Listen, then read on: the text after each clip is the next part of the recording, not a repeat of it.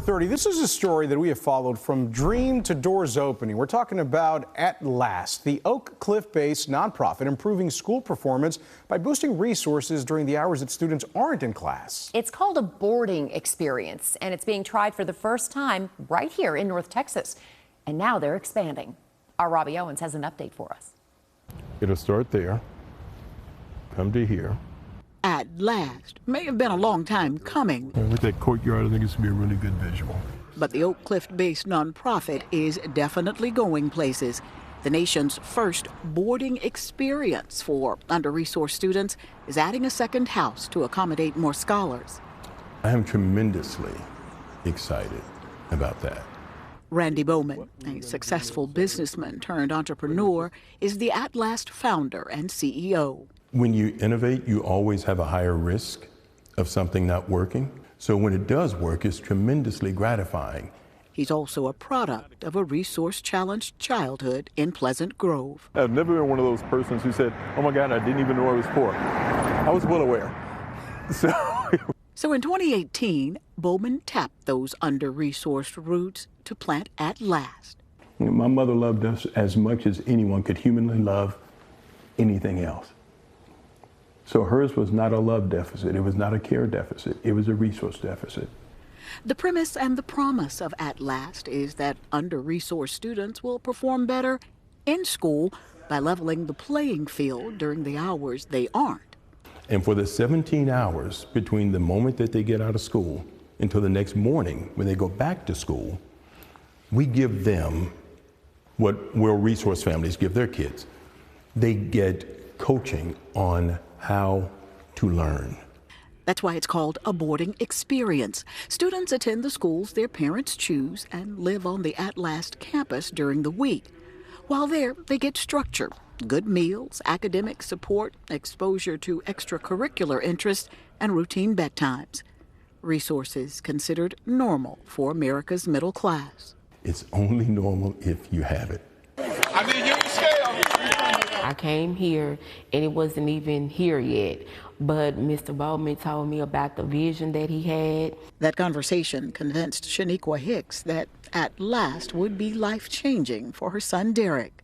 I used to struggle in school, but now ever since I was in At Last, I just grew.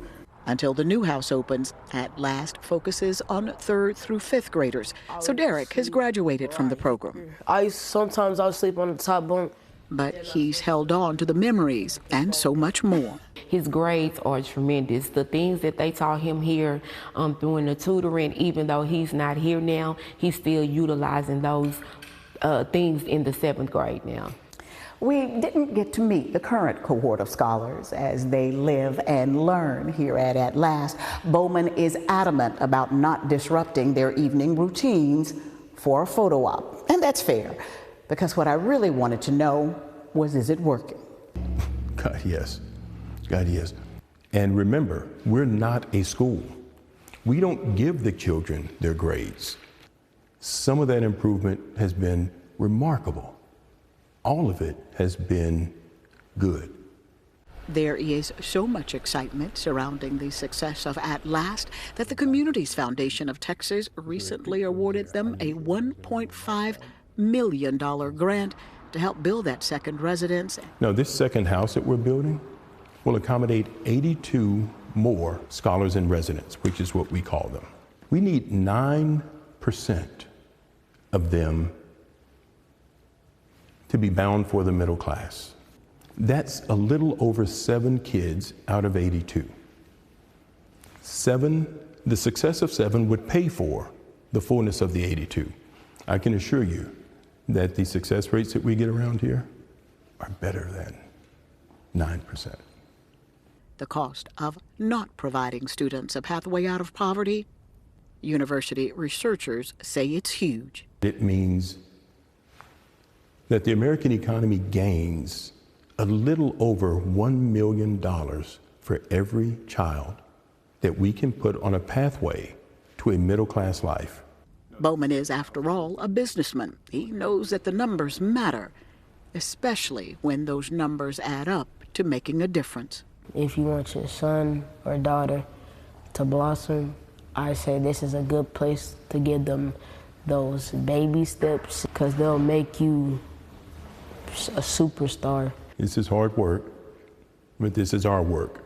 It's ridiculous to think, it's irrational to think that the pathways that will lead us out of this deficit will somehow be easier and shorter than the pathways that led us into it.